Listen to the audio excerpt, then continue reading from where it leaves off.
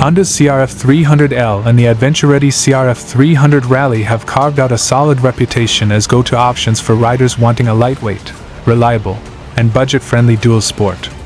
For 2025, Honda is giving both bikes a thoughtful refresh aimed at enhancing handling, comfort, and overall style, without straying from the formula that made them fan favorites.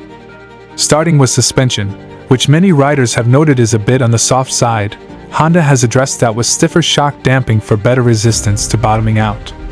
The rear shock also gets a technical upgrade, replacing the rubber bushing in the upper mount with a bearing.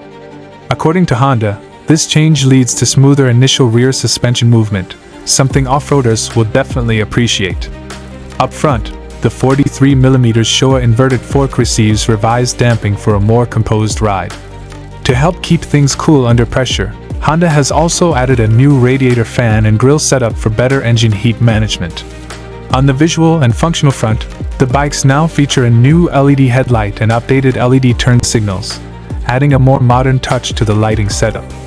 Rounding out the updates are fresh graphics that bring the CRF300L and Rally in line with the rest of Honda's 2025 CRF performance family, giving them a sharper, more unified look.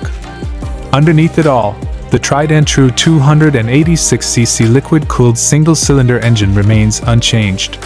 It continues to deliver a solid 27 horsepower at 8,500 RPM and 26.6 Nm of torque at 6,500 RPM, paired with a 6-speed transmission.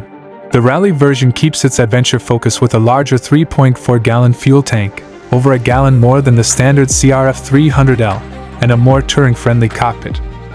Both bikes continue to run on 21-inch front and 18-inch rear wheels with 10.2 inches of suspension travel, ready to handle whatever the trail throws their way.